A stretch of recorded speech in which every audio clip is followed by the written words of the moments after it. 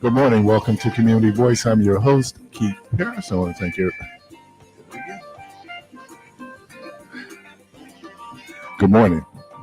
Welcome to Community Voice. I'm your host, Keith Parris. And I just want to thank everybody for joining us this morning. The phone lines are open. Good morning, Devo. Good morning, Carvey.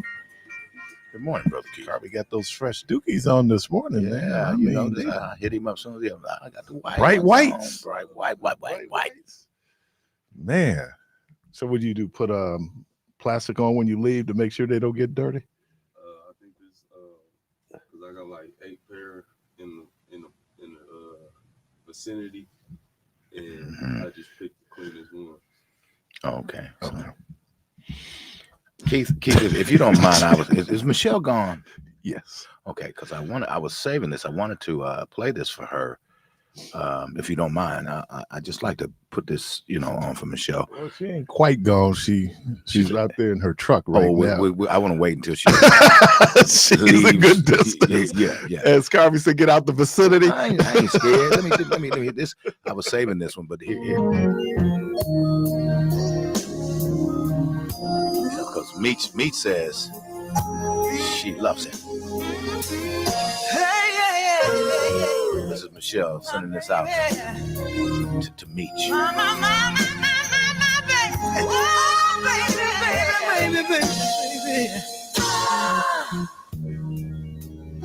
Boy, you know I love you.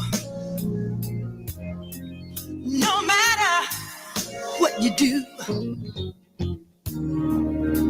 And I hope you understand me.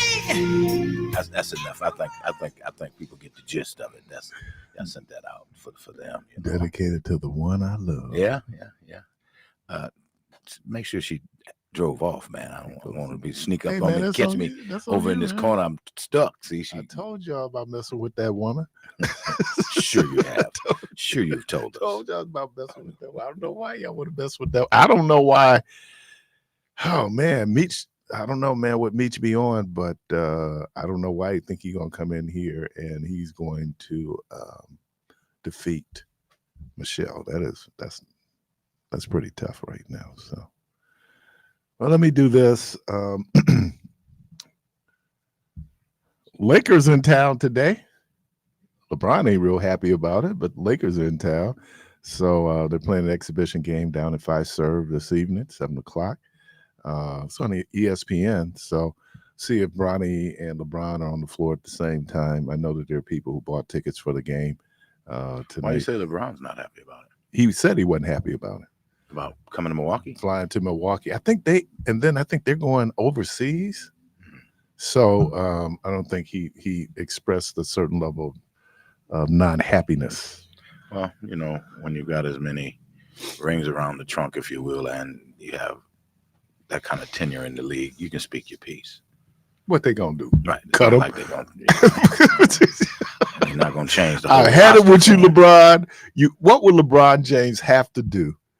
What would he have to do in order for the Lakers to say we're gonna cut him? Because you're still gonna pay him because guaranteed. I don't know if you saw the video that I saw on yesterday, but there's some video of him at.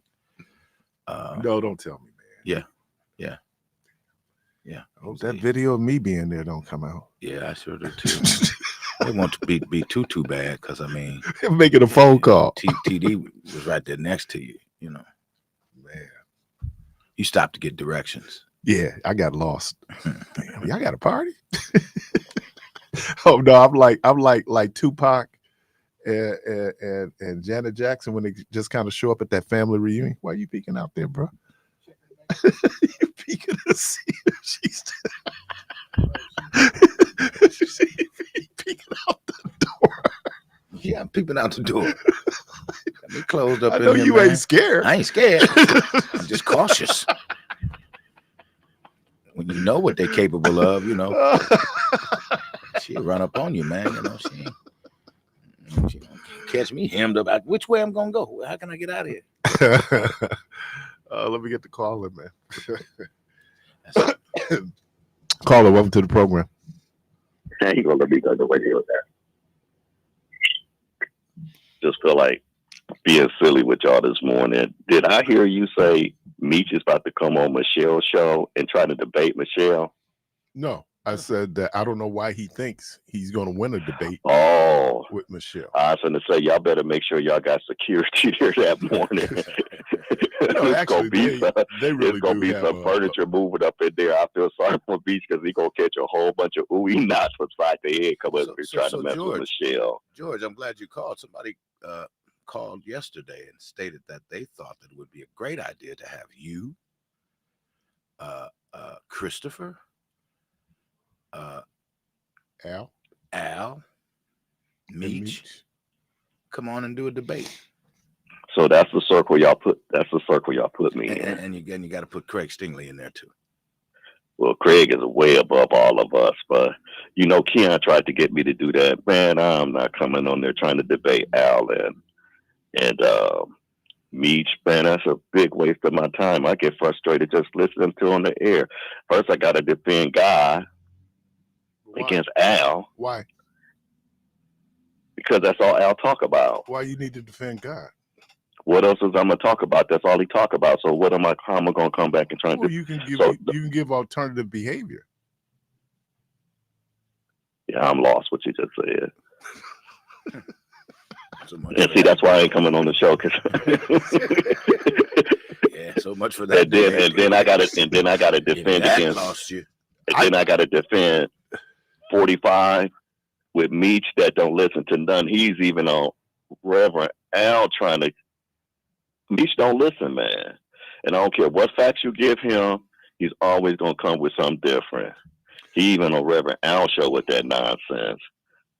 Keon tried to get me to do that. I'm like, man, I'm not doing that. If we could listen to each other's points, then that would be a good thing. But when you can't listen and you can't agree on no facts, y'all ain't using me for no ratings.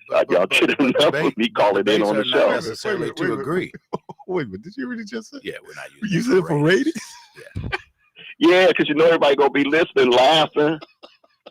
I gotta say this though, and I said this back. This would have been, was it 2020 when the Republicans were sponsoring Time for Meech? Mm-hmm. I remember we had I don't know if you were there. We were over at the Black Historical Society. We had the big production meeting. We're talking about, that was the first rebranding when I got here. Yeah, I was there. Yeah, and I finally got up and said, because some in leadership was questioning, whether or not we should have Meech on. I said, you know what, Meech is great radio, because people were tuning in. Oh, they cussed them out, but they were listening. Oh yeah.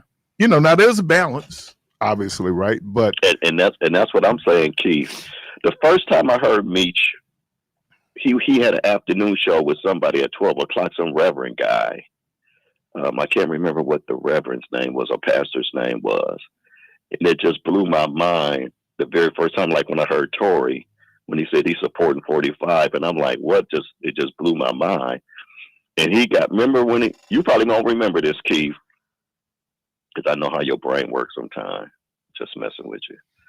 But he cussed me out. Remember when he got mad at me because I said that they were using him and they pulled the funding from his show, and he called in and cussed me out. That was my first experience with dude. And Reverend Al told him yesterday that when people resort to cussing and stuff like that because they run out of words to say because they don't know how to defend their point of view, and that's what he does. He can't defend without get so frustrated. He's just like 45. So no, man. I'm gonna listen with him and Al. I'm gonna listen. I'm gonna be tuned in. Y'all just let me know. Okay. But I just hope. I'm really disappointed that you don't want to help us with our ratings, though. That really hurt. But when him and Al come on, you know how Al becoming strong when he be on the radio. Uh-huh. I hope he be like that when he in the studio, because every time he's been in that studio, he's been so tame. He's timid. But when he be on that radio, he be talking strong. So I hope the next time that him and Meech go to battle, that he give it to Meech. Okay.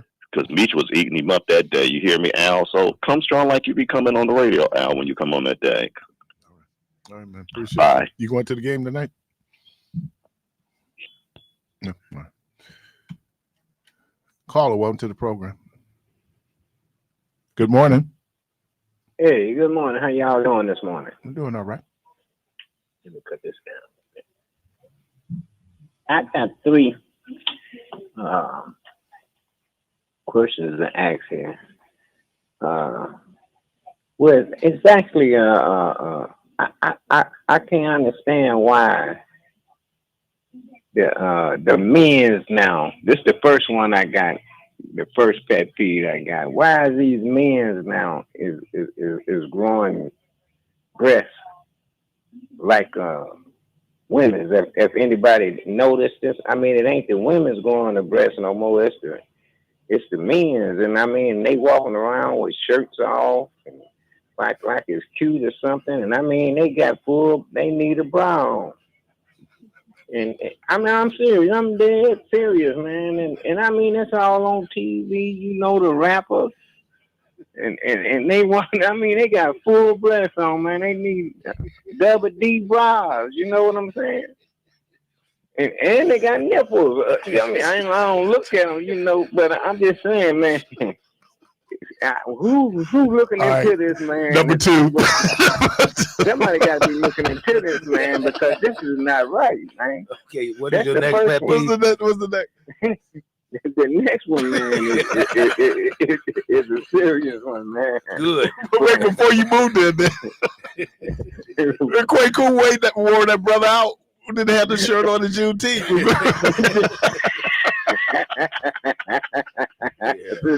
Cool, he wore that dude out, man. All right, Yeah, maybe the same dude. All right, what's number two? Okay, man. Why has we got so many special babies, man? Out here now, you know, I growed up in the family where we had a special sister, and it was a couple people, you know, that had special kids. I don't call them, you know, retired or nothing like that. I call them special. But if you notice now, you move around, it's just special kids everywhere, you know, and I'm wondering what's the problem.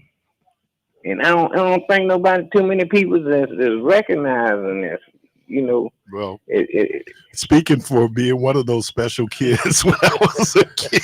Yeah, I was. Speaking for that particular group. He was a special kid too. Well, there you go, baby. But I got mine beat out of me. You know what I'm saying? You can't beat that. Ain't nothing wrong with that boy. Right. Oh, he can't walk, but ain't nothing wrong with him. Right. Please tell me you don't have a number three. What's number three? No, number three. Men with breast and special kids. What's number three? Yeah, man. I mean, I can't understand that one, but the next one is now. I haven't had police dealing with it since the 90s. Since the 90s now, and I put in for expungement, and don't you know it takes 3 to 4 years to get expungement? Yeah. And I'm wondering what's going on with this. I mean, I vote and everything, so I don't know if they trying to wait. Cause they telling me now it's another 2 years, and I done waited a year and a half already. And I'm thinking, do Evers come up next year or the year after? Because he came with the special election. And right, he would be. I think he's 2026. But let me say this about Governor Evers: when you look at the number of people who've received pardons. Right. I mean, certainly compared to the administration, the prior administration to his, that number is a large number. And expungement is a little bit different, though, and I guess they'll tell you what the particulars are in getting expunged. I think, and I don't know if you can go in, because part of the expungement, you don't want it out there, right? You don't want people to be able to see it. And so what people have discovered was, let's say that you were eligible for an expungement, you still have to go in and then request that the court records be sealed, right? So yeah, we're Right. doing an expungement of it, but the record is still out there.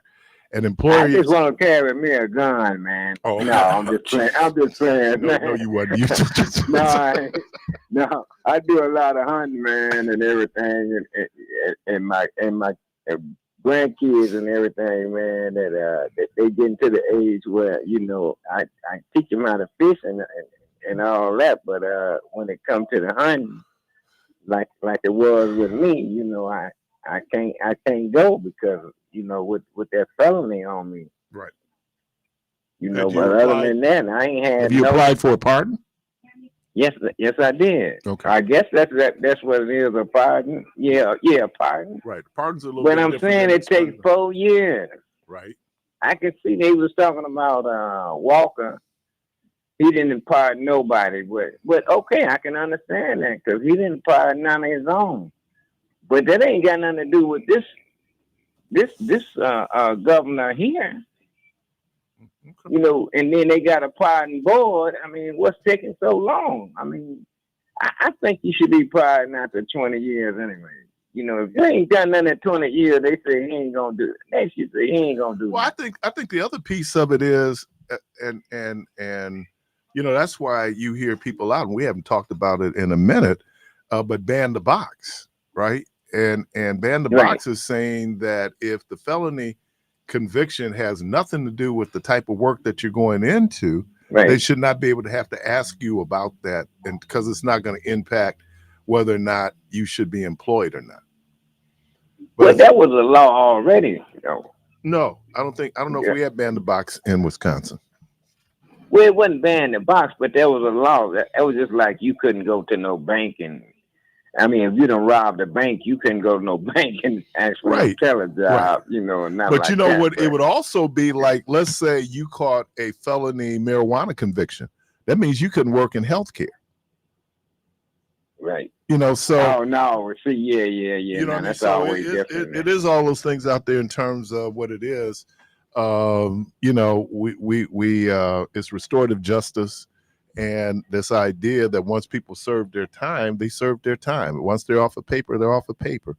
And again, unless that conviction was something going into the field or the profession that you wanted to go into, then, it shouldn't be. It's like why a person who catches a child support felony, he's a felon now, right? So that means that can't be in possession of a firearm. I mean, first of all, he wasn't convicted of a violent crime, wasn't convicted of a crime where a weapon was used, right? So then why do you just arbitrarily say he doesn't have a right to a gun? And this is what kills me about the NRA and the whole gun lobby, because there are Negro rules out there, right?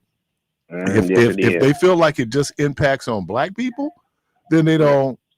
Then we don't. But if we had X number of white male felons, they would be going like, well, we should be able to make exceptions. So I'm gonna tell you how to get around that. I didn't mean to cut you off, but I ain't had my corn whiskey this morning. Okay. And my mind a little messed up. But I'm gonna tell you how they say they get around that. I mean, this guy told me that on a base shop, he said you get a conservation license, which it costs about $140-something. And they said he told me that's the way that white boys get around that. Because that's all they do is deer hunt. They gonna go deer hunting. Mm-hmm. That's just point blank period. And I know everybody going deer hunting ain't legal, but that's how they get around it. But can you get a fishing license? Can you get a fish? I can get a hunting license, but I better not get caught. How you gonna hunt without a gun? That's what I'm saying. Well, they'll sell me license. See the DNI. They already said it, made it clear. Say you might need to go for well, both. You can get a musket. That's the only thing you have is a musket. But you can buy a hunting license. Knife throwing. Get you a slingshot. Yeah, I keep a good sharp knife, but I ain't got old now, man. What is it that you can legally? What's the inches of a blade you can legally carry? I think it's 8. 8 inches. 8. Okay. Yeah, it used to be 8. Yeah. Well, good luck with that, man. I All understand right, it's frustrating. man. And I want to thank you for making everybody aware of these men out here with breastises. It ain't cute, And- man. and All right, man. And Y'all have the a good excessive day, special man. kids that's out there. And the special kids that's out there. Excessive. You know. Excessive. All right. Hey, man. Y'all have a good day, man. All right, man. Caller, welcome to the you gonna do a break? Okay. Hey, caller, you're gonna have to be a little patient with us. We're up on the break. You're listening to Community Voice. We're gonna take a quick break. We'll be right back.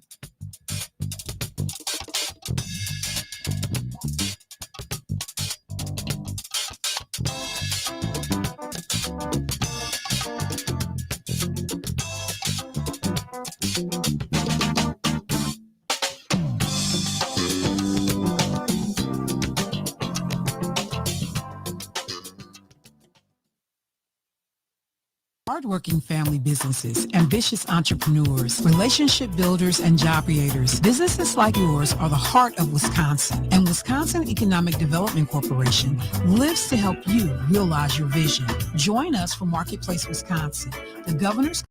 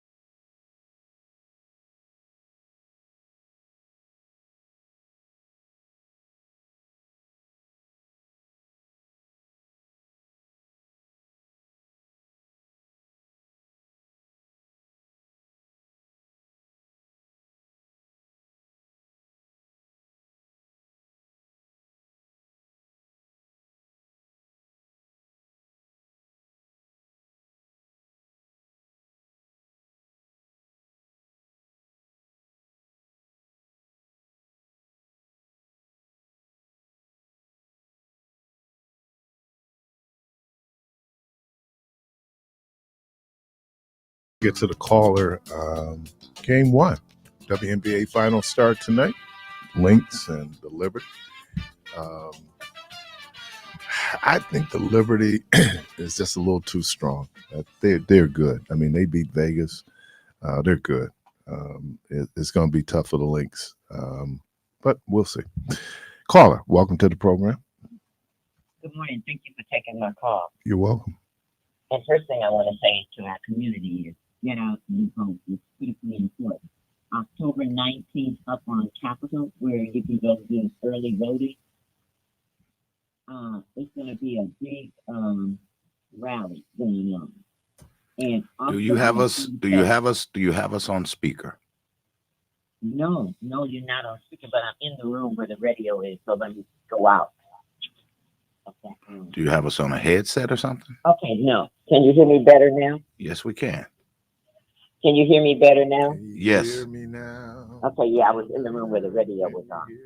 I'm saying that on the 19th of October, we're up at the where you can go early vote.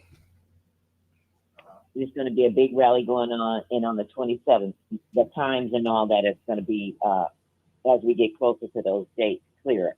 But do you know the reason why we don't vote in Midtown? Do you know the building that said they were going to be doing something else in there? There's nothing going on in there.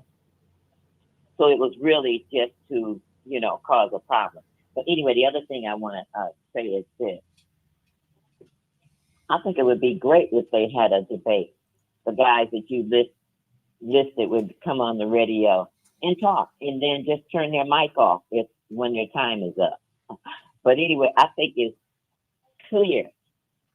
You should be able to state what you believe in, and then let us call in and question them. You know what I'm saying? Mm-hmm. You don't have to fight with anyone or prove that God is God, because he is God. And then this thing about the weather. God gives us the intelligence to do things. Open heart surgery on our eyes, and our bodies are such complex things. God gives you knowledge for that. And he gives men knowledge to go to the moon, and he might give them a little knowledge to do something, perhaps with the weather. But we take it to the next degree, and we do something, and then all of a sudden, we can alter what he's in control of. What a foolish notion. Because there was a time it wouldn't rain while the sun is shining. And I can remember, I think I must have been 13, and I looked out the window, and on one half of the yard, it was raining, and on the other half, it was not. I had to go outside and look to see, was it a shield up there or what's going on? You know what I'm saying? It's so many complicated things that are happening in our world that we don't have all the answers for. Just like I can't understand why this race for the presidency is as close as they're saying, when what you're offering are two clearly different things. One, where you'll still have options to make choices in your life, and the other one, they're taking them away from you that you will never get back. Who wants to work until 72? It's easy for somebody to sit behind a desk and say that. To someone that worked for UPS or road construction. If your body and you're capable, go for it. But if you're not, you should have the option that you don't have to. And that's what will be given us. When Can I make a comment on the? I'm done. Can I make a comment on the It's climate? not just for me. It's for the people that don't understand what they'll be losing if I don't make the right choice. That's just my opinion. And I know that Meech thinks that I pick on him, but I'm really not. But I would like to, I like to see people and wonder, why are you saying these things when you know it's going to hurt your race? When you know the man is telling you that he thinks genetically you're defective. What does he say to that? I mean, let's get down to the nitty gritty. And answer this question. I don't know the answer to it, but is Mar-a-Lago, it's a country club place, right? So that means, are any black members? I don't know. I'm sorry, I didn't hear you. I said I don't know. Wow. So Meach them and his and some of the senators, the black senators, they can't even go to the country club and have dinner. I think they changed the rules a little bit out there. Is that Good Hope? That country club? Is that Triple I? Yeah, I think if you had members, I've gone to a lot of wedding receptions and different dinners out there, but you have to know someone that's a member of the club. Right.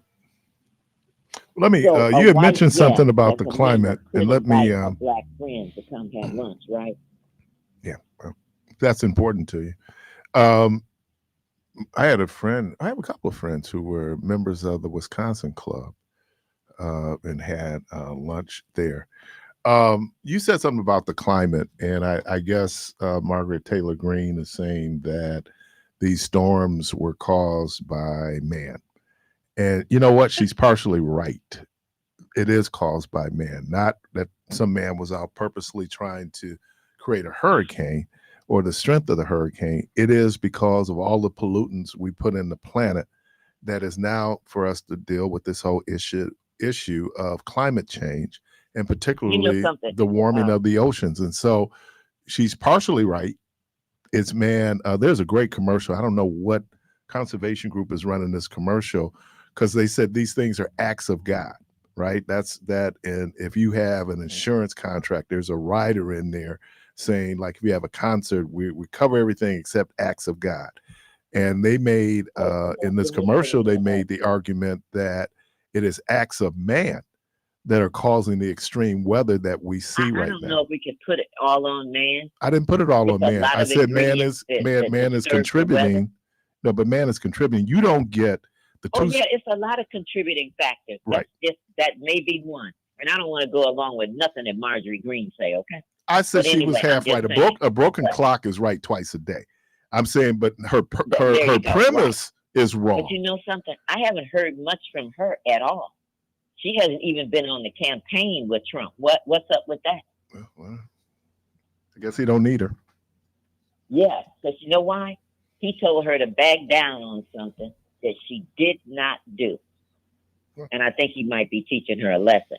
And the rest of them better learn. When you don't do what he tell you to do, he throw you away like tissue paper. You know what though? I'm like you. I don't subscribe to the reasons why people will vote for Donald Trump. But there are a lot of people who do. And I think we probably, I'm reading a book right now, just got it yesterday, called White Trash. And it's talking about class in America. And so when you begin to look, black people only make up 13% of the population. 13%. Right? So when you look at it, the majority of people here are European descent. And there's certain things, when I asked a question yesterday, and we never got to it, but when I asked a question about whether or not America should be a Christian nation and whether or not America was founded as a Christian nation, well, the first answer, second question, that the answer is factually no. America was not founded as a Christian country. As a matter of fact. Okay, but you know something? It's the principle of the golden rule. No. When you get to how to respect people and their rights and their belongings, that kind of way. But actually, there are too many religious groups. It's just too much to say we all believe the same thing. Well, I think part of what the Constitution pushed back on was the establishment of a national religion. And a lot of that was because of people's experiences in Europe. You know, those people who were English, who could have been Catholic, but then had to deal with the Church of England, which was created by Henry VIII because of a divorce. And so that's where you get the Anglican and Episcopalian tradition. There are people who were Catholics. The majority of the founders were deists.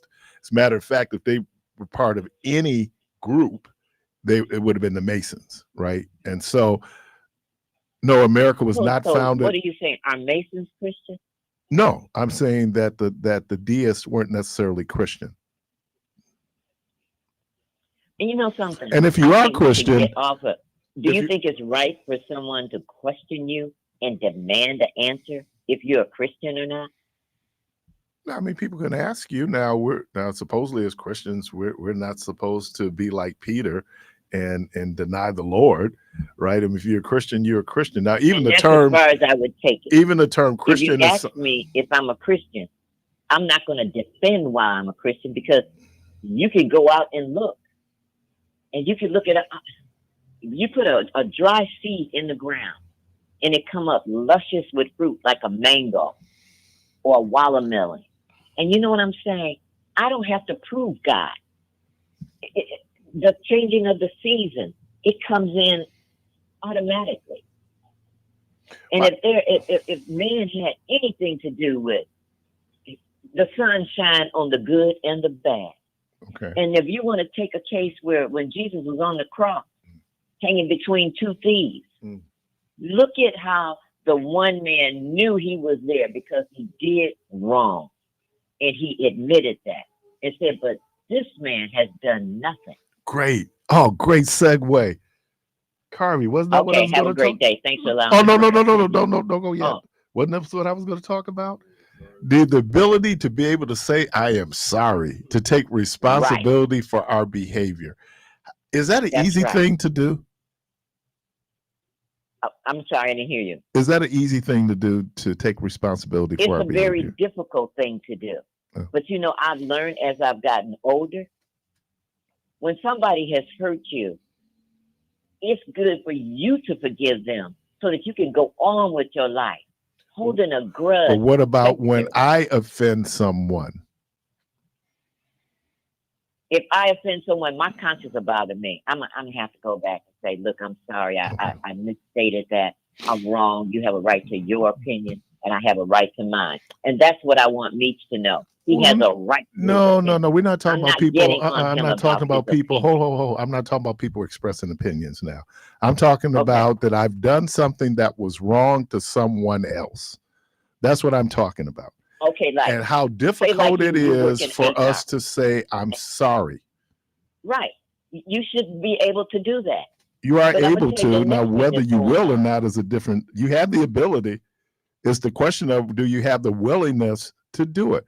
I was, Yeah. and the reason why it kind of came up was it came up in Sunday school, and how in interpersonal relationships, if I did a private polling where I would say you could stay anonymous and ask the question, how often do you hear sorry from the person you might be in, just say in an intimate relationship with? They could say a husband or wife, a boyfriend, girlfriend, siblings, parents and children. How often or how easy is it, or how difficult is it for us to, first of all, we might acknowledge it privately, but man, that next step of going to the person saying, I'm sorry.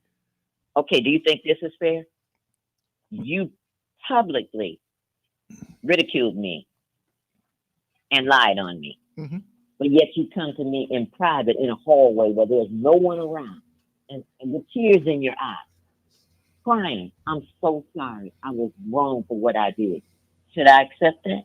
It's up to you. I will accept it, but I want you to give it to me in the same manner you dished it to me. Is that asking too much? I mean, your requirements for repentance is on you, in terms of what people need to do. I would think that if I publicly reamed you out and I was wrong, then I should publicly and privately, but certainly publicly come out and say, that takes a big person. Yeah, I think it's difficult to do it in private. Why? Who are you that you're so big that you can't say? Because human pride is human pride. But you know who has the most pride? Men. Oh, okay. You don't think so? I think a woman will say in a minute. No, so, she won't. Not in a minute. Maybe 2 minutes. Everybody ain't gonna be 2 minutes. don't even. Oh, no.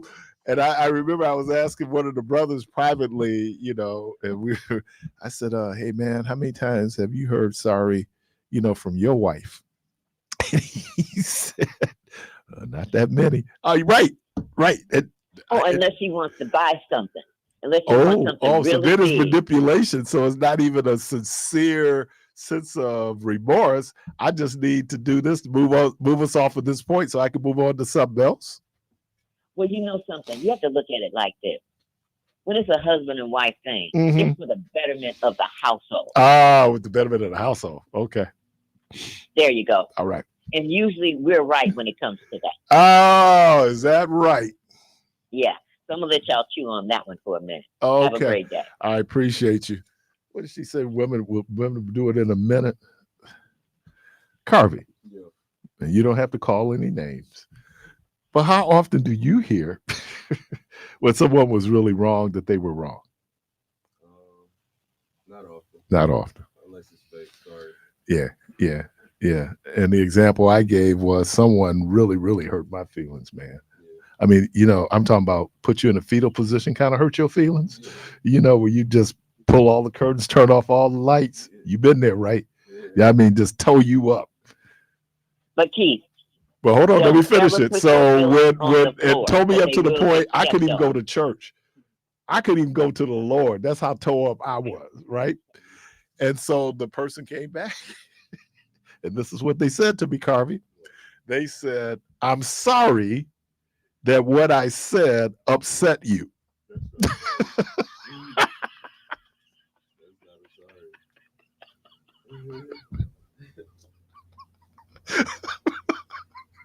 That's about as close to a sorry I've ever gotten. It was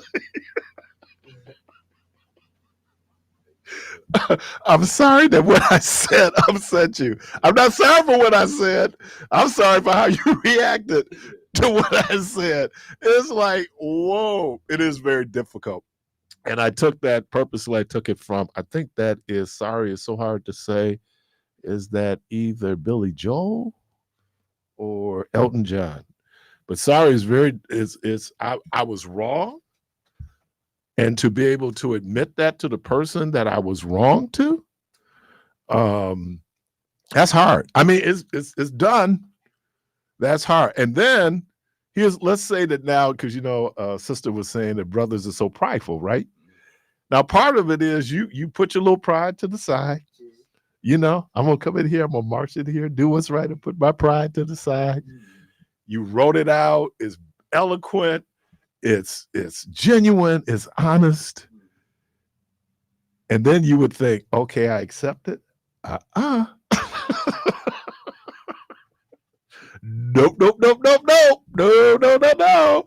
Well, you shouldn't have said it in the first place. And I was like, damn, I should have just not said anything because I ain't winning in this, right? I mean, it is. Sorry is hard. I made a mistake. It's hard.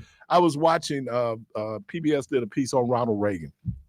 And I don't know if Ronald Reagan was dealing with the Alzheimer's then, but it was obvious that he ordered the selling. What did they do? They sold arms to Iran to have hostages released, not the hostages that were taken in '79. There's another group, I think, like 5 or 6 hostages that Iran had. Gave them arms, took the money from the arms, and then gave the money to the Contras to buy arms. There in Nicaragua. When it came out, because it was against, I think that was the church policy, the church law. It was against American foreign policy, against the law for them to do what they did. And that's when we found out about Mr. Oliver North, right? All these folks, Bud McFarland, there are all these folks who were part of this whole elaborate thing to support the Contras. And when Ronald Reagan was given the information that not only did he approve it, that he knew it, he was still in denial. And when he came out, his apology and request forgiveness are two different things. Apology it's a Greek word that means to explain, right? So if those people who are Bible scholars, for example, you will hear that Paul is an apologist for the faith. And what it's saying is that Paul is explaining the faith. To apologize is one thing. To express remorse and then to ask forgiveness is the step beyond that. Okay, I used to say to staff when they would come in and something is happening, I said, we're in trouble. Because if you're trying to explain it to me, it's all jacked up. Don't explain it to me. How are we going to fix it? That would be an apology.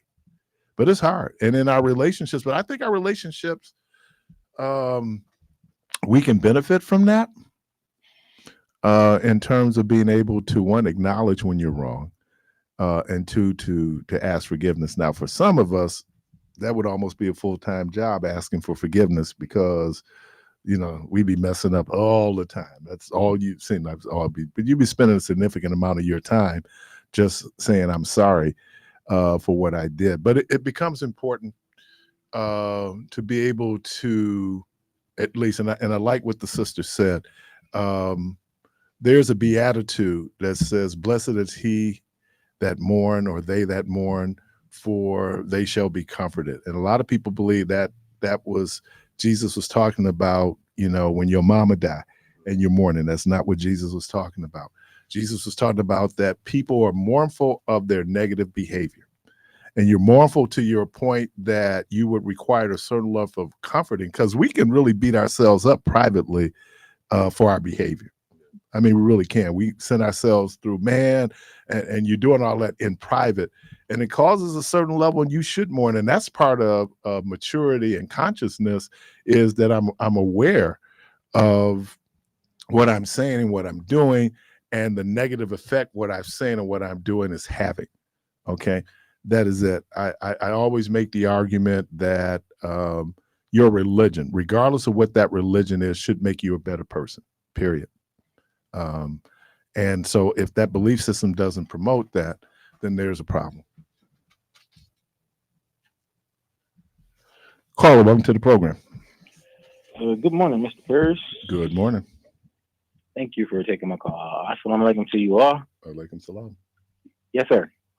And I'm just giving the greetings to everyone. That's what you all mean. It does not mean that I'm excluding myself or distinguishing myself or anything like that.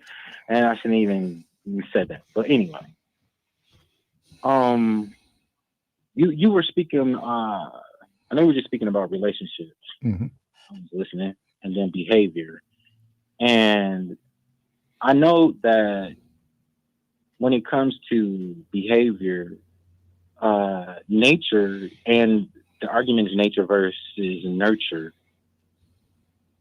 Although when you understand the nature of a thing, you understand what it is capable of, or its capacity, or its potential of what it could or can do. And since we are as clay, and we are not self-potters, we have not shaped our own selves practically, or for the most part, nowhere in the entirety of our, wherever we exist on the planet, we have not been the primary shapers of the thinking or the mentality of our people, because our people have been subjugated and rejected and despised, disenfranchised, mistreated, mishandled, abused, neglected, tossed to the side by our open enemies and our own people.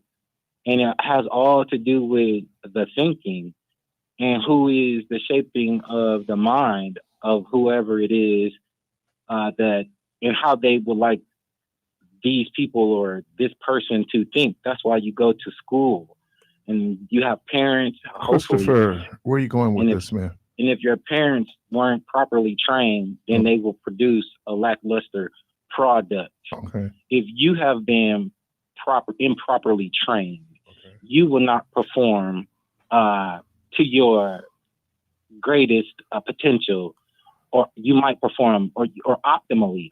That might be a more applicable word. And I also wanted to say this, because there was something you were speaking about with executives. And you mentioned Tommy Mottola. This was a few days ago, and I was remiss about it. But I wanted to add this to that. When you spoke about Tommy Mottola and his relationship with Michael Jackson or Mariah Carey or those people who he had direct impact upon, what you did mention, or maybe you didn't know is that Tommy Mottola is an Italian Jewish man, and he's not of the Orthodox Jews. He is of the synagogue of Satan. And with that, I would like to say this. This is what Ice Cube said. That there are many, and there's something else. Ice Cube said that a lot of the record executives have stock or they are owners in private prisons. And Hillary Clinton also said something about hip hop. And this is what Abraham Foxman, he was the director or is the director of the ADL.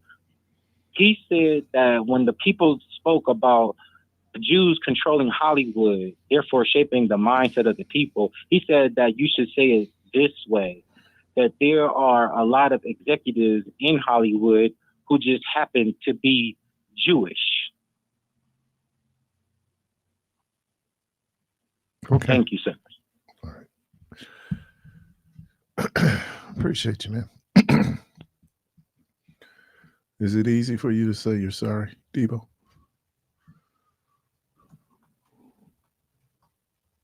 Only if I am.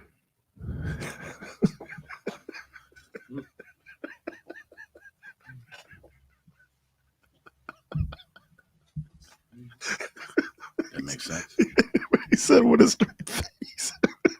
Yeah. Only if I am sorry. It's difficult. I try not to be in a position to have to. I appreciate that. So if I am, it's difficult because that means I failed me. Well, we were talking about Psalms 51 on Sunday, and I said, and I summed it all up. I said, what we should be doing is putting ourselves in a position where we don't have to do Psalms 51. Right? I think that'll save you a whole lot. What is it? Consequences should be a forethought, not an afterthought. And then we go back and look like, oh man. Okay. Did you anybody see the 2020 last night on Puffy? Puff. I watched something similar to it. I kind of felt like that there wasn't going to be too much more that could be added to what's out there. It's bad enough. Yeah. But I think he's in court today. Yeah, he's in court today. Yep. So what is he attempting to do today? Probably go in. I don't know. I think they were going to try to argue for bail. Again, yeah. Because this is the actual trial judge. Mm-hmm. That was the magistrate, the person who gets you in, but the trial judge. So we'll see. But he was going to put up $25 million. They still were going to give him bail. So that's pretty tough. I think now whoever his PR people are is that they're out, trying to do a whole lot of damage control. I think that's why all those settlements happen. And real quickly, there is a male sex worker who he did a non-disclosure and not a settlement, but did a payment with. But this guy now is testifying against him. And well, I guess if there was, how do you do that, man? If you took this, there's usually disclosure. I think it's not binding when it comes to a criminal charge. Mm. Right. I mean, it would be that I could normally get out and talk, but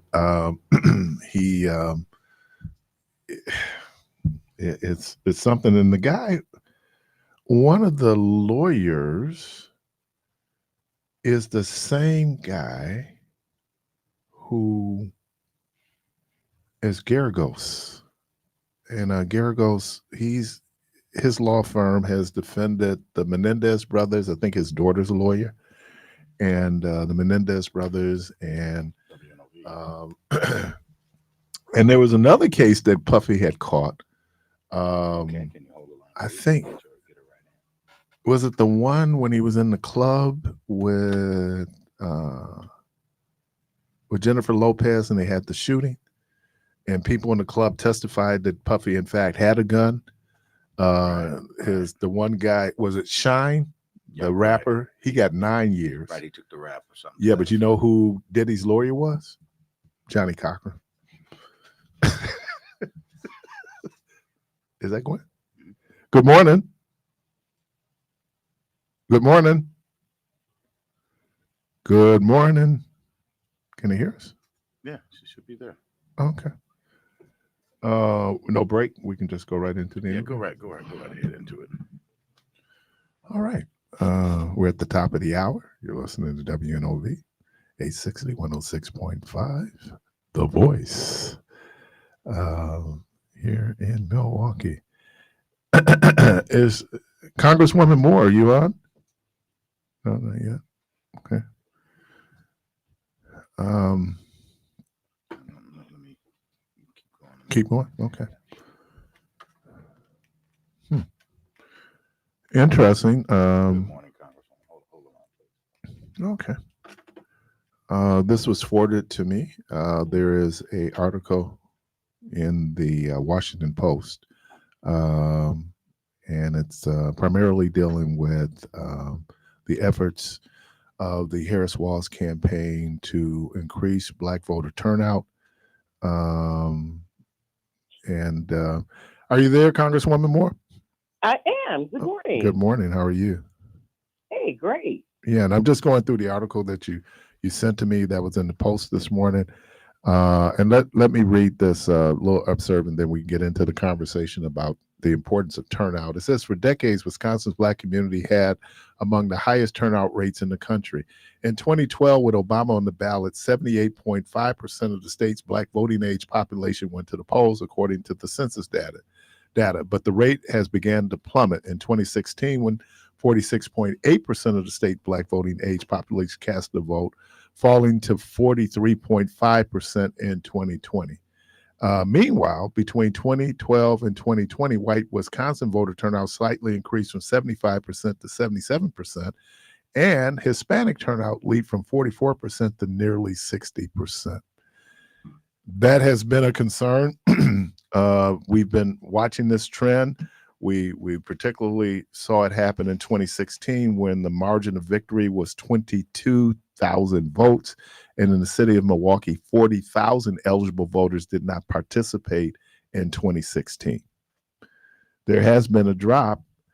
I don't know how we explain that drop, but it's certainly it has impact on statewide races and then certainly on the national race. And so that's kind of where we are today, right, Congresswoman Moore? Yeah, thanks for always being so gracious and having me, Keith. And yeah, your summary was really, really excellent. And it really is a great starting point for having a conversation with our beloved fellow citizens of this city that we love. So to not decide is to decide. And, instead of passing judgment on the people who just are not voting, I try to do something that I've been successful at, is try to have some empathy and really tack back to my own personal experiences, in the past and in the future. And I mean, the rent is too damn high. I mean, food does cost too much money. And, people are under duress and under stress, and all of our explaining and giving the good reasons that this is happening don't substitute for having that kind of security. I really do get that. But is this the time to let go and to give up? And that's what we have to, that's what I'd like to talk about. Is this the time to just give up? When we gave up in 2016, for whatever reason, we got Donald Trump. And, some people think, hey, what difference does it make? Donald Trump wasn't that bad. And honestly, I don't think, 860 going to let you talk all day, Keith, about why that happened. So, we just have really got to narrow it down to some basic principles. I think when I looked at all these commercials on TV, I saw why people were getting confused. Let's start there, because I think what the Republican Party has been very successful at doing is to raise very controversial issues in people's minds. Oh, the only thing Democrats care about are trans kids, and trans males going to a bathroom with girls. Not true. All they care about is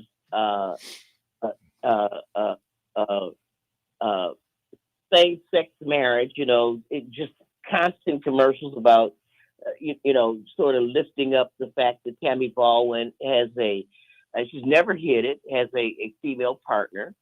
And this is all to really draw attention away. And they talk rightfully about inflation and blame it, totally on Joe Biden and stuff, which is not true. But they're able to deflect from their plans and their strategy of the country. They want to save the fossil fuel industry. They don't want any of this climate change stuff. They want us to go back to the days of big oil, and they want to protect the pharmaceutical companies, so that all those people out there that are getting $35 a month maximum payment on their insulin, they want to claw that back, so that the pharmaceutical companies can fund their efforts, can get what they get their price, and they have all these people. Kamala Harris is going to go after these folks that are price gouging. They want to protect their interests and really provide tremendous, and I'm on the tax committee, tremendous extended permanent tax cuts to the wealthiest people, and they can throw a few crumbs off the table for regular people. But while there might be modest tax cuts they're looking at for maybe middle class people, poor people, they make up for it by completely restructuring the government, where people won't get benefits like an enhanced earned income tax credit, because the way the earned income tax credit is structured today, we actually tax people into poverty. Not an enhanced child tax credit. Stuff like heating assistance, you can forget about that. Educational opportunity, they want to completely dismantle the Department of Education. But Congresswoman Moore, you started off. That's the price of not voting, Keith. That's the price. I got the price, but it's almost, I don't know. You mentioned the two ads, and I'm watching. I have to watch it, right? And I'm going, but those ads on the and we called them back in the day those wedge issues. That's still effective, and it's effective.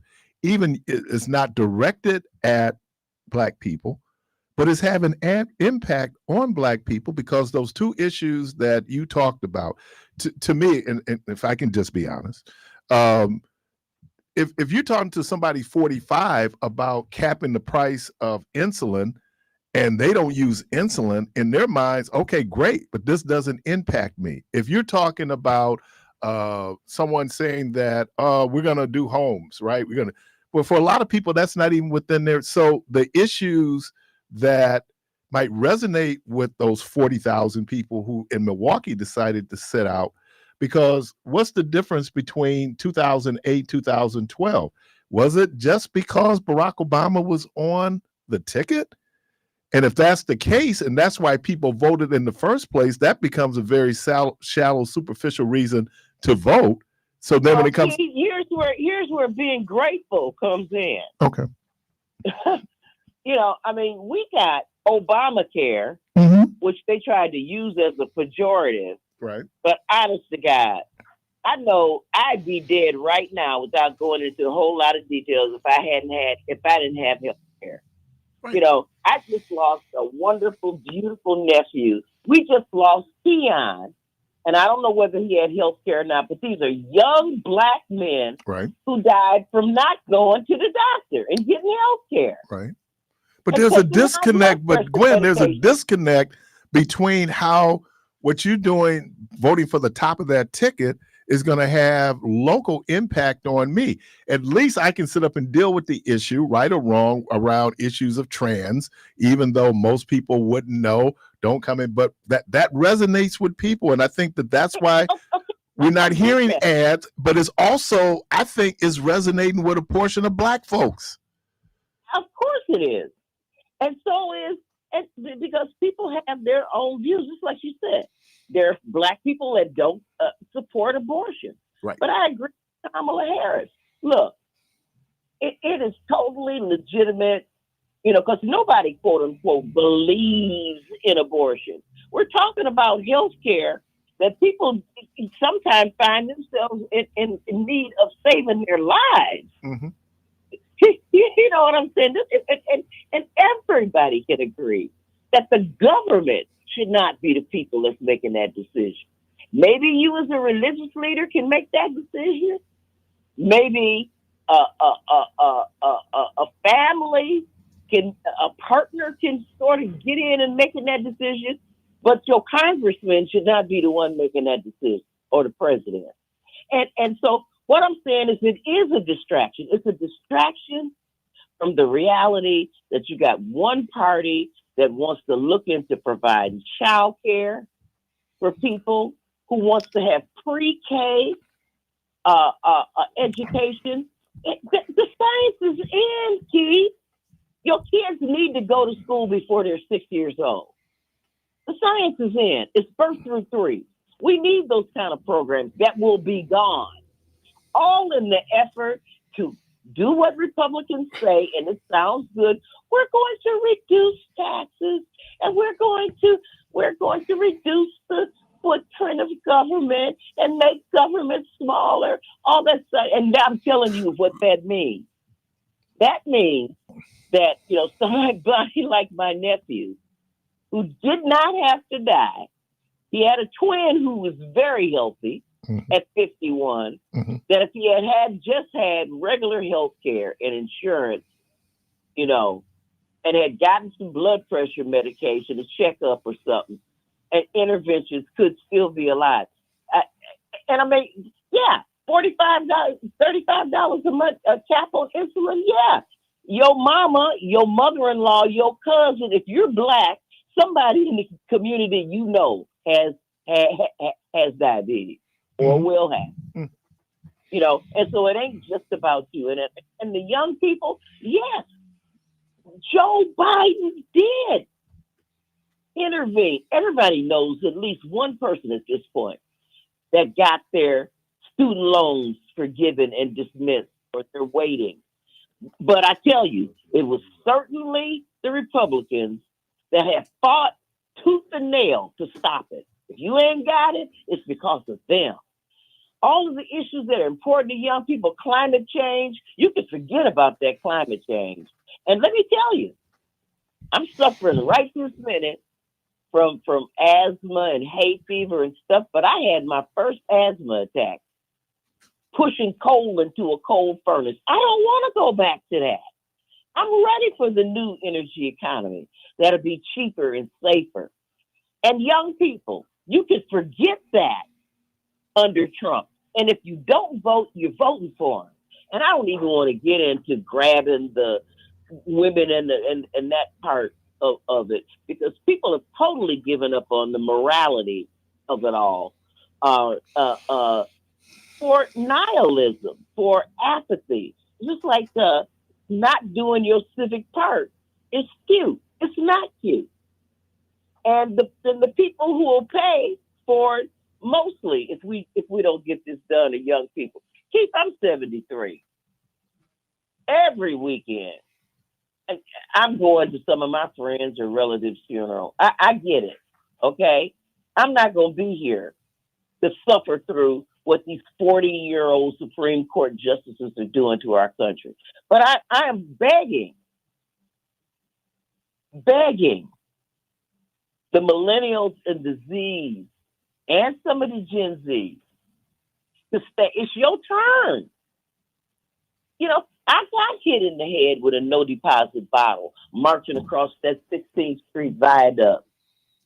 for open housing. You said It's no deposit bottle. generations responsibility.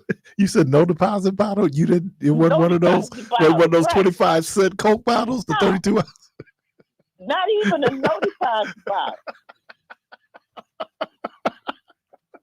F up, y'all. It's y'all's turn, and then this is the biggest civil rights exercise, right? I ain't telling you to pull out no guns. You ain't got to give no money. You ain't got to send Kamala Harris no money. Boom. Okay. Well, I guess you had started off where you said that you didn't want to demonize those folks, and I'm only saying that, but I think we still got to hear them because that I don't hear 'em. I don't I know. hear 'em. You I hear hear them, 'em. but I don't know. Like for example, this came up. We've talked a lot about the middle class, right? Oh, what we're gonna do for the middle class.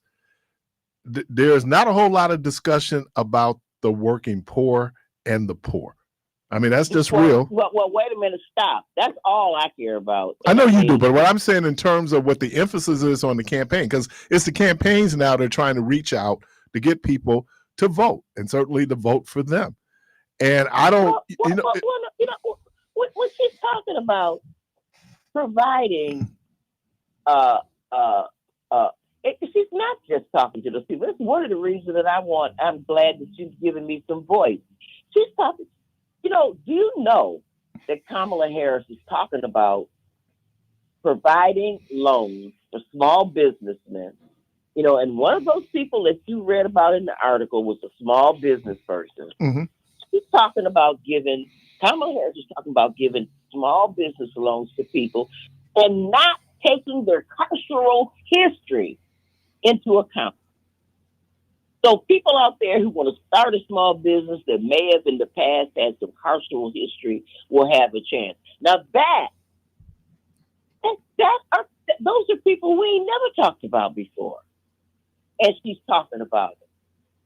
When we talk about Kamala Harris, she used to be a prosecutor and an AG. Yes, she was a prosecutor. And I'm glad she put some of them people away. But she was also a person that put together a national model for helping people who had nonviolent drug offenses be able to get educational and training opportunities, being able to get jobs, being able to be restored. And guess who stopped that national model from being funded and spread? Republicans. And so, it's not just poor people, but it's people who have other sorts of misfortunes.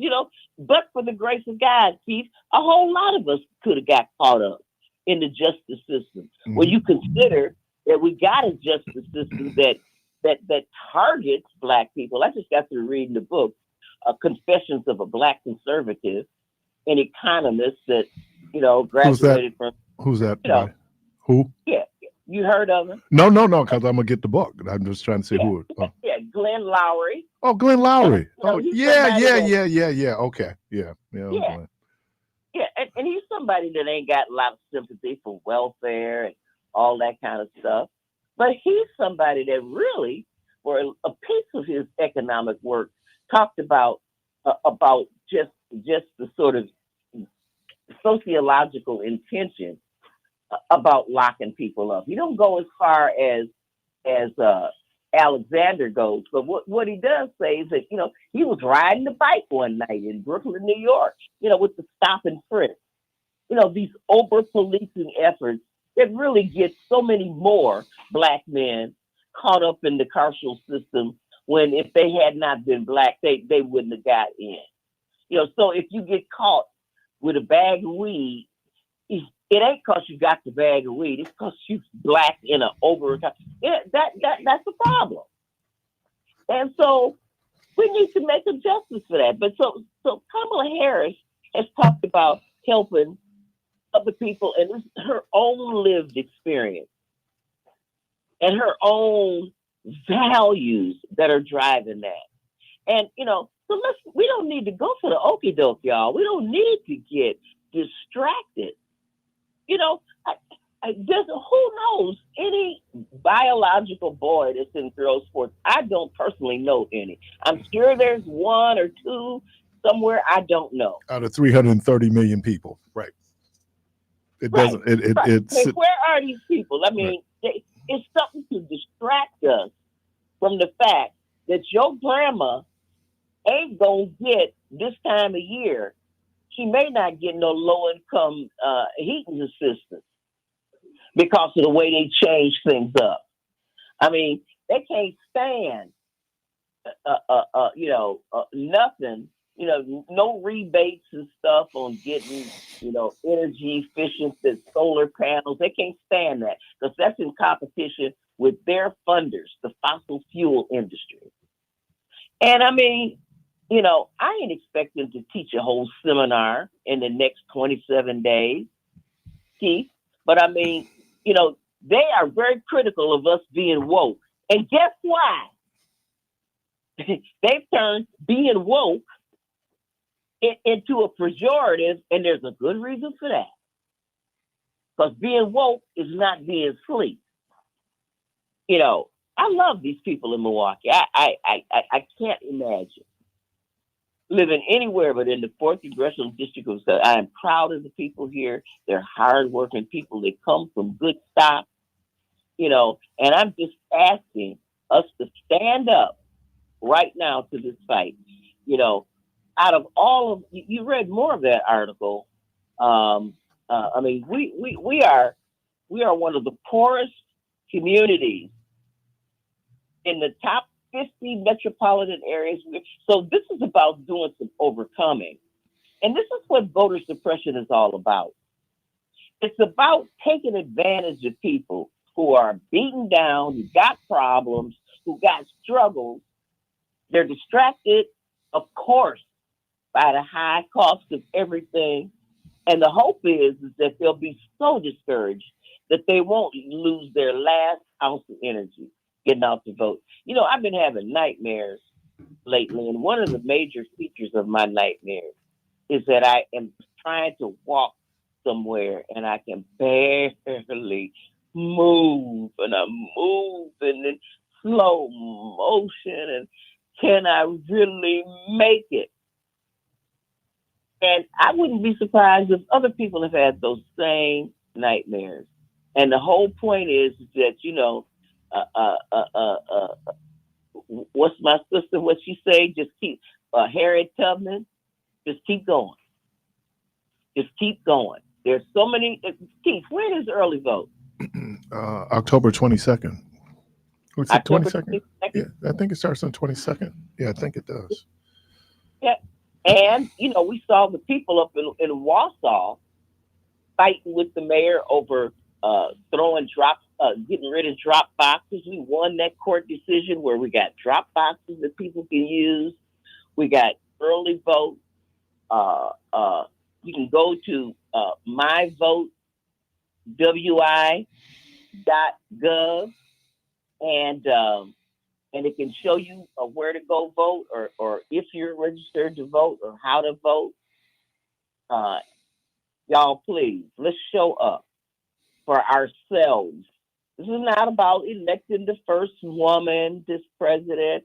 This is not about voting for somebody of Black descent. This is about voting for us. Yeah, early voting starts Rhonda's birthday, October 22nd, and it runs through November the 3rd. Okay. Hey, I love you. What else is going on? Another other than that, I mean, climate change. Time is down. We have to celebrate some stuff. I mean, with all this reckless driving and stuff, I mean, we need some support system for our parents. I think a lot of our parents are young, maybe. Our kids are our treasure. I can't remember the name of the community-based organization. I'm sure somebody gonna call me and let me know. But their logo was an African proverb that said, if the children cannot feel the warmth of the city, of the village, they will burn it down. And I just think, there's got to be accountability. There's got to be consequences.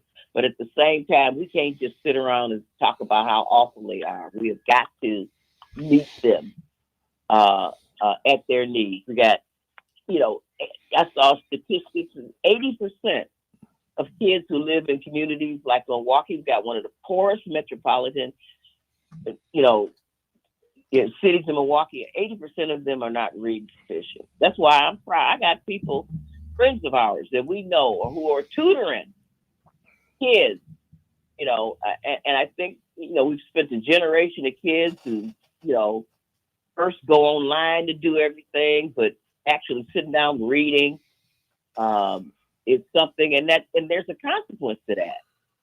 So, we got to lean into our kids. We really do. I mean, my mama, 10 days before she died, she was up volunteering at Silver Spring Neighborhood Center, teaching somebody algebra. And she called me up. She was one page ahead of them in the algebra book. But she was a retired teacher. We gotta do more than judge our young people. We gotta give them, if they'll accept it, the benefit of our years. And like an old guy used to tell me, he said to young people, they better hope we win this argument. When we try to talk to young people about education and voting and having some values that are bedrock, they better hope we win. They better hope we win the argument. Congresswoman Gwen Moore. Other than how you been? Because when is the last time I saw you? It's been a minute. If I were to listen, I am displaced from my home down the street. Okay. The bathroom is getting fixed. Ain't no toilet over there. Okay. So it's untenable. Otherwise, I would have walked up there to see you. But I'm gonna come within the next 27 days if you invite me back. Oh, I'd definitely love to see you in person. And love to have you here. Yeah. Well, I would love to be there too. I love everybody out there. I've been out in the street too. Keith, when I get off the phone with you, I'm going to go and talk today about the Inflation Reduction Act. I'm going to be talking to Maya, sister of Kamala Harris, is coming to town today. Oh. I'm going to be on a panel with her. Okay, baby girl coming? Huh? That's a baby girl coming? Yeah, baby girl coming. Seems like it's going to be the president. You better have his sister name.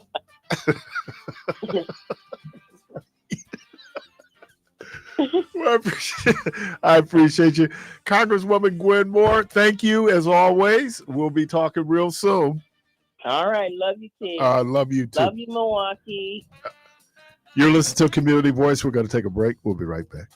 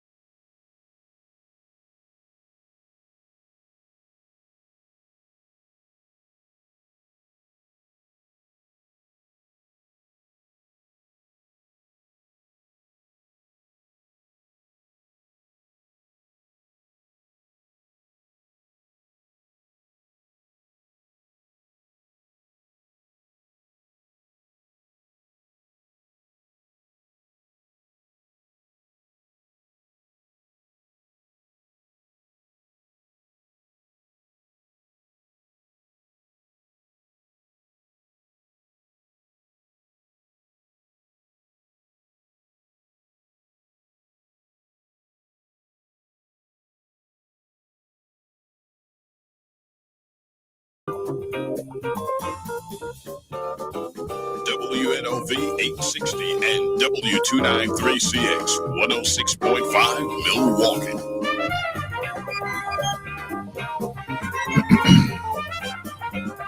Hi, welcome back to Community Voice. And Carl, I'm going to grab you as I just kind of wrap up the conversation we just had with Congresswoman Moore. The article that she sent pointed out some things, and we have to be mindful of the demographic change that we've seen in Milwaukee. And they cited that since 1979, the median income in the Black community in Milwaukee has dropped by 30%. What does that mean?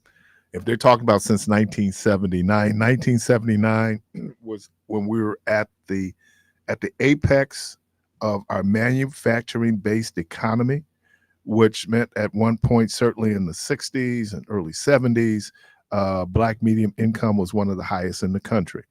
When those factories began to move and began to outsource the work, the jobs that put Black people solidly in the middle class are dissipating, okay? And then at the same time, you had a movement, part of the demographic in the Black community was folks who moved from other communities because of welfare benefits, all right? So what we weren't getting, and we don't get, because we don't, like Chicago is a corporate headquarters, right? Many companies have their headquarters there in Chicago, which means that if you want to attract Black professionals, your opportunities are greater in Chicago than they would be coming to Milwaukee. They talked about how, for example, it used to be an effort by MPS, and a lot of the Black teachers I had was part of that effort where MPS had consciously began to go to HBCUs to recruit Black teachers, right? And it was great. If you coming from a situation where it was very tough for you, you come to Milwaukee, and in a lot of ways Milwaukee was and still is, was a step up. But now you have California who's competing for those teachers. And people go like, oh, I can deal with the weather in Milwaukee, or I can deal with the weather in California. So all these things are contributing then to this, and they try to avoid this in sociology, but I'm only going to use it because I don't have a more precise term, where you start talking about underclasses, right? Economic distressed underclass. I can have a conversation in the abstract, right, and on a macro level about social policies, about the American economic system. But for many of those disaffected folks, right, who are voting age and voting eligible, they still feel disaffected. They want to be heard.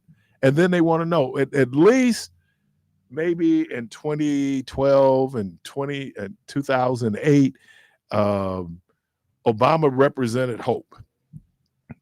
But then the reality becomes, yeah, but then maybe it was a outsized expectation of what he could actually do as one man as president of the United States. Maybe people are not feeling things that are done for on their behalf, and they're not even recognizing that these things benefit them. So there's one thing to say we should turn out. And then we also will hear the refrain, oh, they only come to us when they want our votes. Yeah, well, everybody only comes to you when they want their vote. That Dems are no different than Republicans when it comes to that. But there's a question. And so how do you then convince people that it's in their best interest to show up and vote?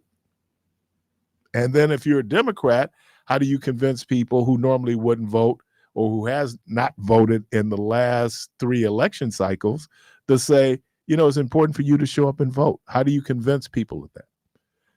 That's a heavy lift. Carving. Green button. That's a heavy lift, you know, for folks and for them to understand. I am not, and let me say this, and this is probably one of the reasons why Donald Trump's support is so strong. I mean, it hasn't grown, but the people who support him is because when there are a lot of people, that white supremacy message resonates with them. That idea of the others and we're threatened by the others, that resonates with them. I heard this little thing when they went in and kind of did a an analysis of why Trump supporters, many of them, and here's the word, are fearful of losing something. Their position, their white privilege, right? They're going to lose their job to an immigrant. They're not even close to losing their jobs, but you can play on people's fear. And the one thing that poor white people had, especially poor white males, was they would say, well, at least you're not a nigger. Now, the economic policies that the party you support are not doing anything in your best interest, but they are making you feel a little bit better about you because you're not black. Caller, welcome to the program. Hey, how's it going? Good. What's happening? To respond to the heavy lifting part of it that it may take, for a lot of people that I've heard make comments and talk about the minute things like Vice President Harris's race, or that she was an attorney general and a prosecutor, maybe it will take them to live under the pre-civil rights conditions that people like John Lewis, when they were as young as some of the people who you hear make these comments, and even older people who do the same, maybe living under some of those conditions, which is what is meant when anybody who tells you we're going to make it great again is probably talking about living in the conditions that were consistent in 1890, from 1890 to 1964. And so once they go through that, then maybe they'll be, maybe Gwen Moore will be able to sleep a little better, because you'll have more larger voter turnout.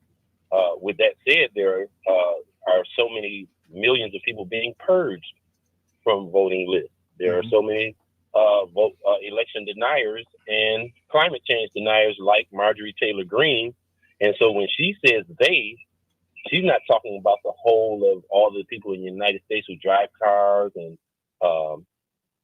the factories that impact climate change, because she doesn't believe in climate change. So when she says they control the climate, she's trying to, as you just stated, stoke fear in that racist Confederate base of Donald Trump, that Vice President Harris and Joe Biden are these devilish, evil people who are going to destroy our country and harm them, when quite to the contrary, the person who she looks at as Jesus, Donald Trump, has done and said many more things that let you know he's a Benedict Arnold and a traitor, and a person who does not respect military heroes like John McCain, or even there was a major in the Army, and there's a documentary called Vigilantes Inc. And I'm sure, Keith, you know that the Ku Klux Klan, when they incorporated in 1946, incorporated under the name Vigilantes Inc.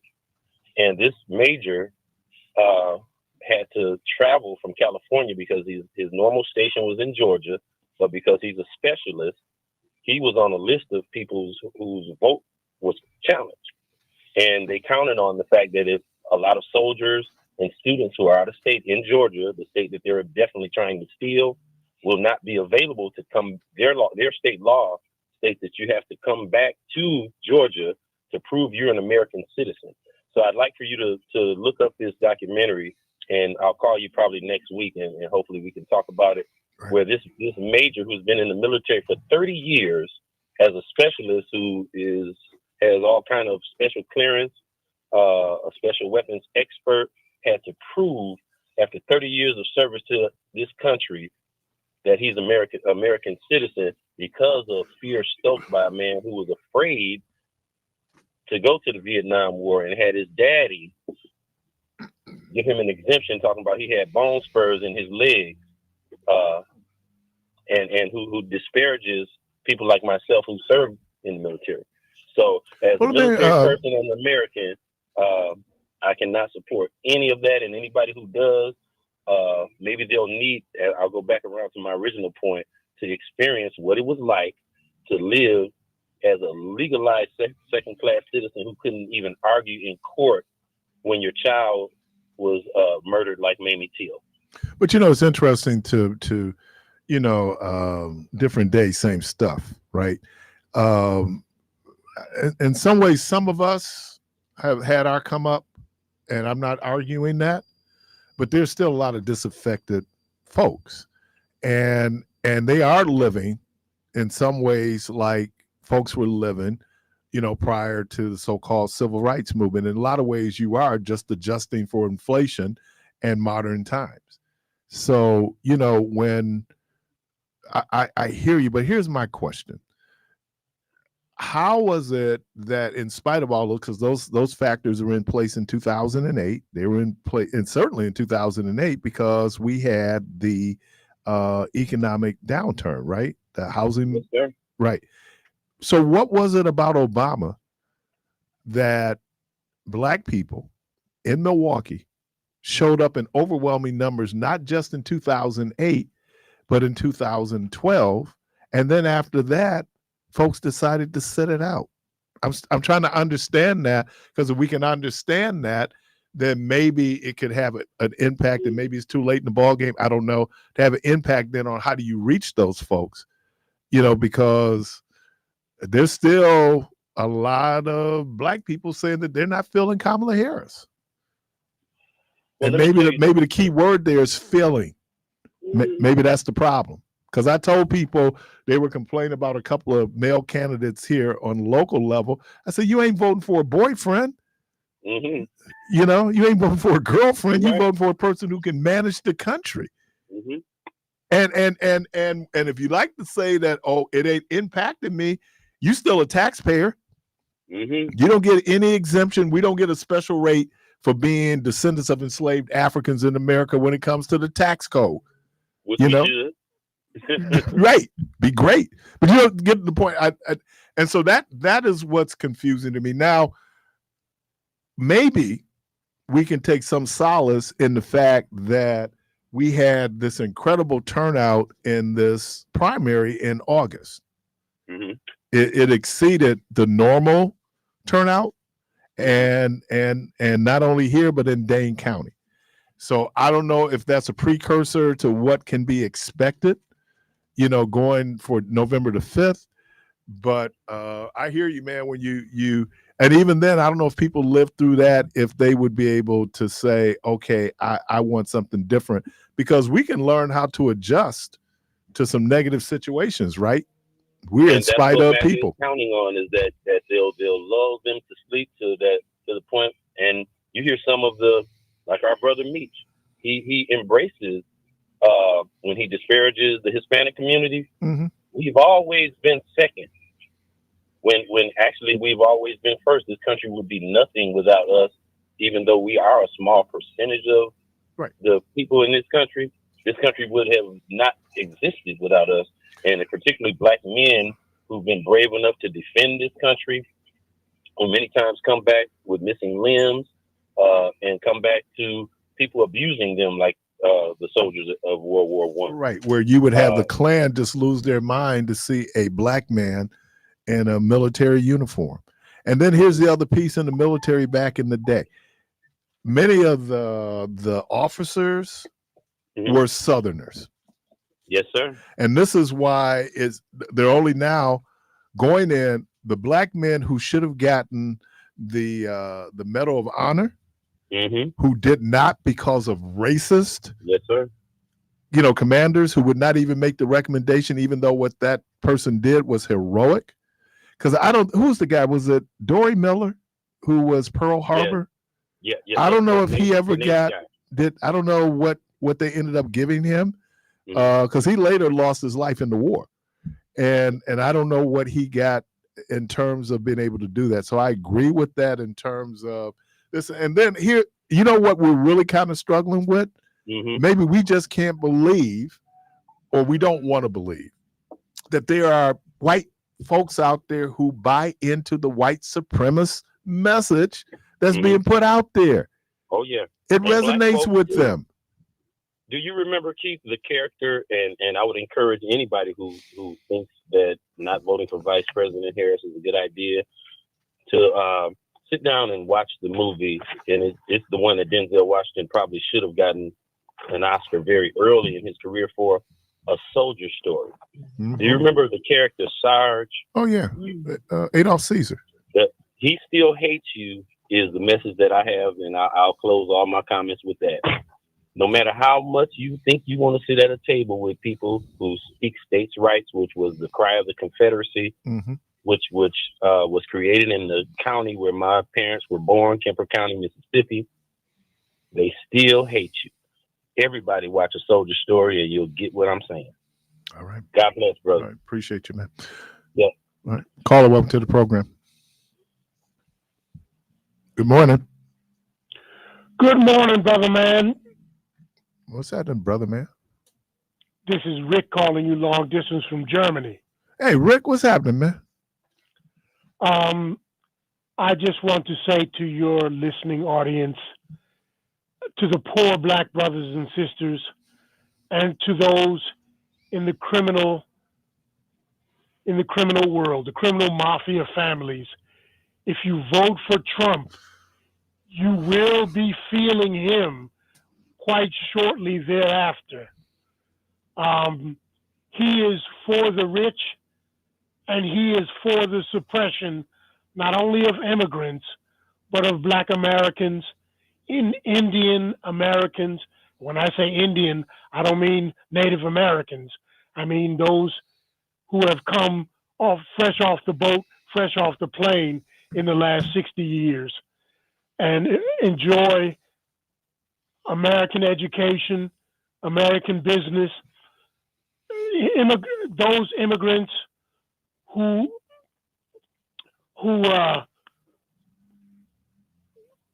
well, I'm at a loss for words here.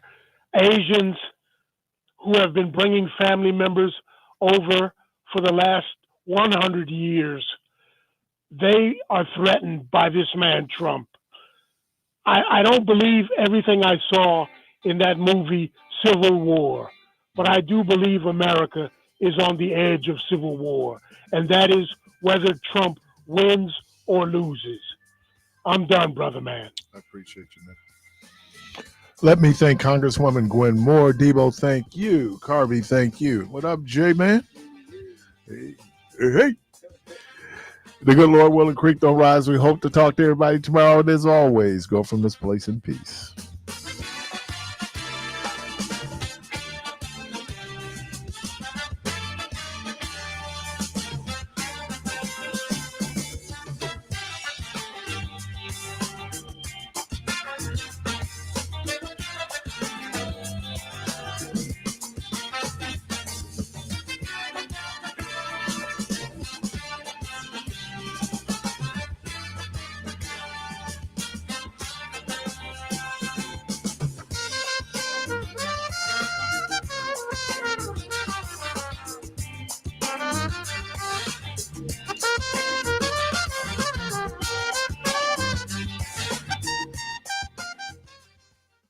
Vice President Kamala Harris. I get it. The cost of rent, groceries, and utilities is too high. So here's what we're going to do about it. We will lower housing costs by building more homes and crack down on landlords who are charging too much. We will lower your food and grocery bills by going after price gougers who are keeping the cost of everyday goods too high. Kamala Harris's economic plan is focused on lowering costs for families, so you can keep more of your paycheck.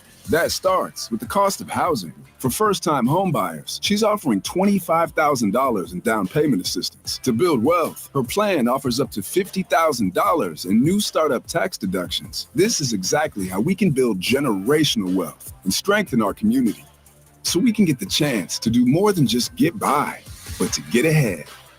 You work hard for your paycheck. You should get to keep more of it. As president, I'll make that my top priority. I'm Kamala Harris, candidate for president, and I approve this message. Paid for by Harris for president.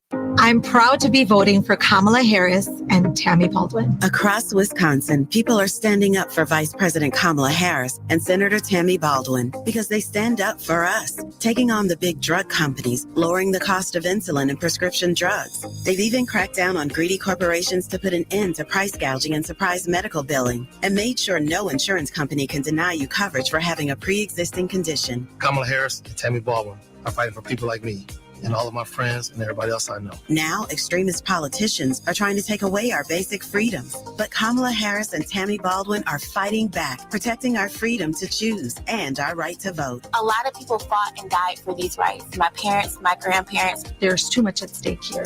we have to get out and vote. I am going to vote for Kamala Harris and Tammy Baldwin.